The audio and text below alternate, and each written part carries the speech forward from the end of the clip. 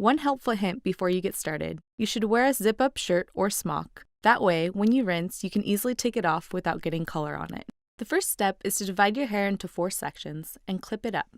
Then apply the barrier cream to your forehead, ears, and neck. This keeps the color off your skin. Just be careful to keep the cream off your hair. Now wash the cream off your hands, then put on the gloves.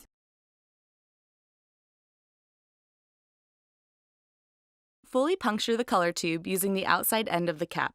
Squeeze half the color into a non-metallic bowl. Open the activator bottle and squeeze half the contents into the bowl. Close the color tube and activator bottle. Set them aside for later. Use an applicator brush to blend the contents of the bowl into a thick cream-like conditioner. Unclip one section of hair. Apply the color starting about 2 inches away from your scalp.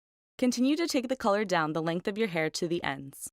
Always massage color away from your scalp and towards the ends to keep hair shiny and strong. Use all of the blended color in the bowl on your lengths and ends. While you wait to color the rest of your hair, take off your gloves and relax.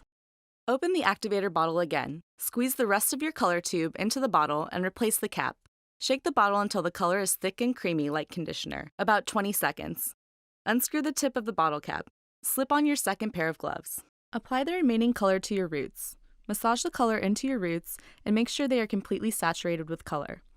You should end up using the entire second half of the color on your roots and color-resistant areas.